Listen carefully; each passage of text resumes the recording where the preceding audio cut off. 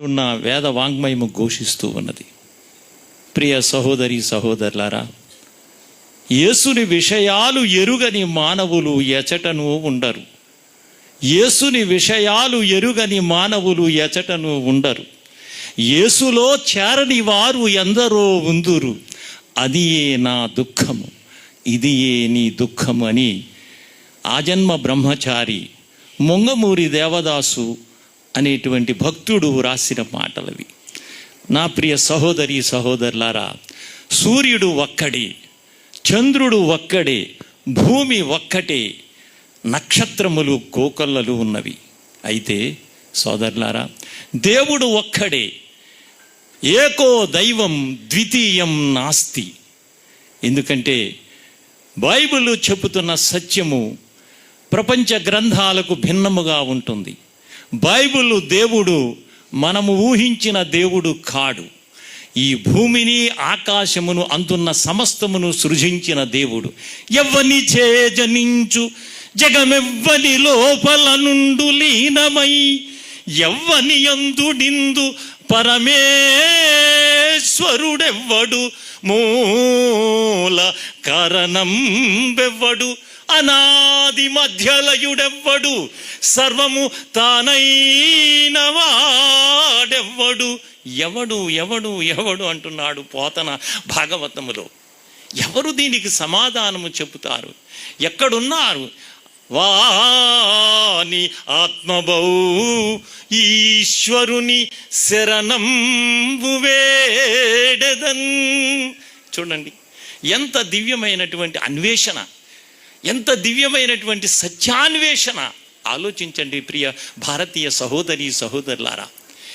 స్త్రీలలో అధిక సుందరి వగుదానా, వేరు ప్రియుని కన్న నీ ప్రియుని విశేషమేమిటి? నా ప్రియుడు ధవలవర్ణుడు, నా ప్రియుడు రత్నవర్ణుడు అంటున్నాడు ఈ దేశంలో జన్మించిన స్వామి వివేకానంద. ఎందుకంటే సమయం లేదు, ఎందుకంటే సత్యము చెప్పడానికి సమయం ఉండదండి. ఓకే, ఇది సమయం కాదు.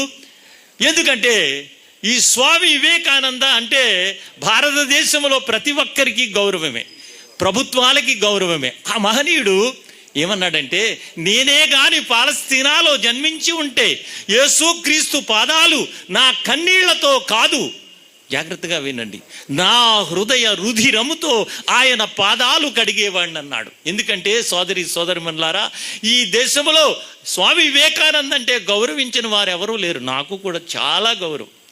నేను ఒక తెలుగు అధ్యాపకుడికి ఇక్కడే చేశాను. గవర్నమెంట్ డిగ్రీ కళాశాలలో తెలుగు అడాప్ట్ డిపార్ట్మెంట్గా చేసి రిటైర్డ్ అయిపోయాను. మీ అందరికీ తెలుసు, నేను పెద్దగా చెప్పనవసరం లేదు.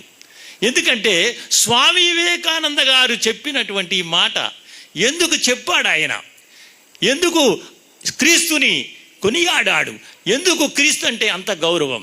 ఆలోచించండి. ఎందుకంటే సమయం లేదు కనుక నేను క్లోజ్ చేసేస్తాను తొందరగా. ఎందుకంటే నాకు ఇచ్చినటువంటి హెచ్చరికను బట్టి నేను క్లోజ్ చేసేస్తాను. ప్రియ సహోదరి సహోదరులారా, సత్యము మిమ్ములను స్వతంత్రులను చేయను.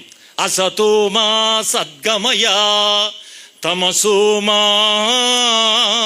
జ్యోతిర్గమయా మృత్యోర్మా అమృతాంగమయా.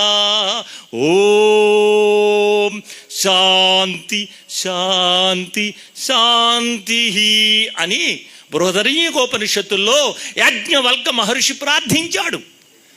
ఆ ప్రార్థనకు జవాబు ఇంతవరకు చెప్పిన మొనగాడు నభూతో న భవిష్యత్ అని చెప్పడానికి సంకోచించవలసిన అవసరం లేదనుకుంటున్నాను.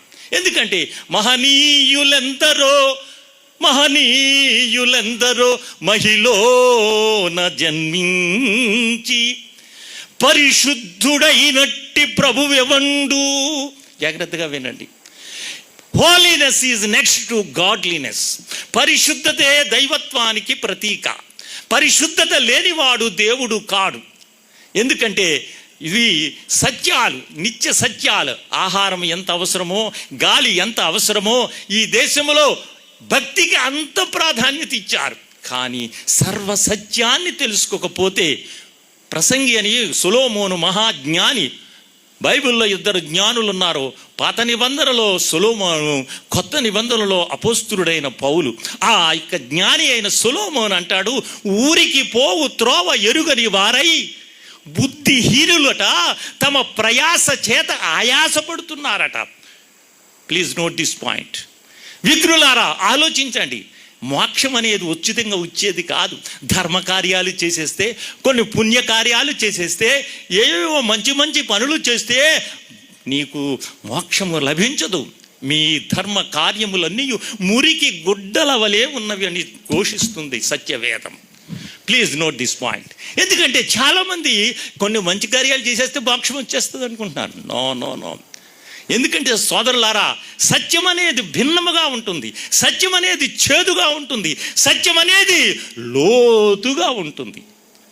పైన ఉండదు సత్యం. కనుక జీసస్ క్రైస్ట్ అంటున్నాడు, మన భారతదేశంలో 108 ఉపనిషత్తులు ఉన్నాయి. అందులో 13 శ్రేష్టమైనవి. అందులో ఒక ఉపనిషత్తు ప్రశ్నోపనిషత్తు, బృహదరణ్యకోపనిషత్తు.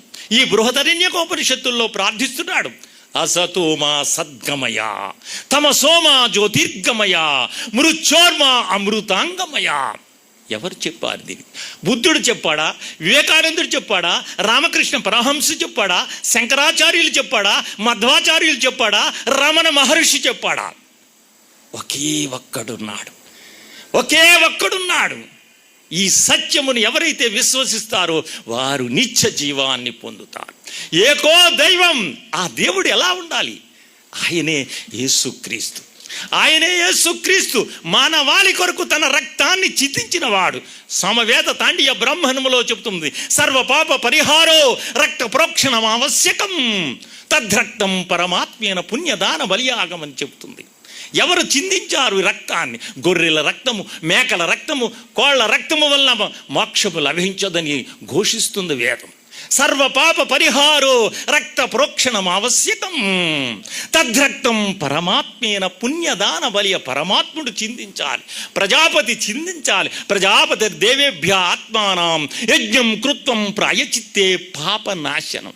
చూసారా, ఆ పరాత్పరుడు ఆ మహర్షులు చేసిన ప్రార్థనకు జవాబు చెబుతున్నాడు, నేనే మార్గం. I'm the way.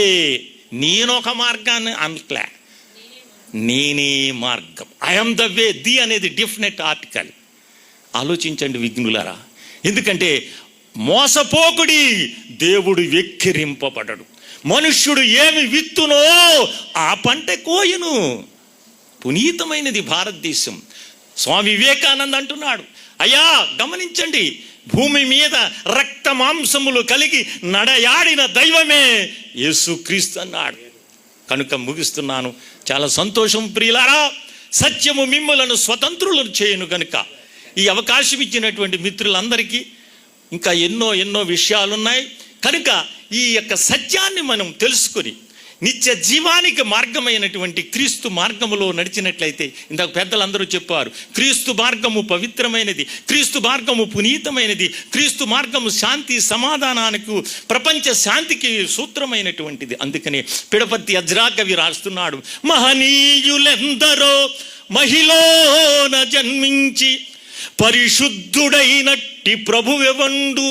అంతేకాదు, మహనీయులెందరో మహిళన జన్మించి మరణించి లేచిన మాల్యుడెవడు. మహనీయులెందరో మహిళన జన్మించి పేదలను కాచిన విభుడెవండు. మహనీయులెందరో మహిళన జన్మించి పేదలను కాచిన విభుడెవండు. యేసుక్రీస్తు తప్ప ఏ పుణ్య పురుషుడు, యేసుక్రీస్తు తప్ప ఏ పుణ్య పురుషుడు, ఏ పుణ్య పురుషుడు. దేవపురుషులని ఎందరో పేరు పొందిన దేవేరులను అట్టనట్టి దేవుడొక్కడే. దేవలోక మందున భూలోక మందున దైవత్వము చెడనివాడు యేసు ప్రభు ఒక్కడే. నా యందు పాపమున్నదని మీలో ఎవడు స్థాపించగలడని ప్రపంచానికి నోటీసు బోర్డు పెట్టినటువంటి వాడు యేసుక్రీస్తు. దివ్యాతీతి దేవహారి శాస్త్రము ఘోషిస్తూ ఉన్నది, పాపము లేనివాడే దేవుడు, దేవినా తప్పు దొరకని వాడే దేవుడు. ఆలోచించుకోండి ప్రియ సోదరి సోదరిమణులారా. మహనీయులు మానవులెందరో మహిళన జన్మించి మరణించి లేచిన మాన్యుడెవడు? యేసుక్రీస్తు తప్ప ఏ పుణ్య పురుషుడు పాపహరణ కొరకు బలిగా నిలిచి అసువులొడ్డినట్టి ఆత్మీయులే లేరు. త్యాగబుద్ధి గల్గి ధరణిలో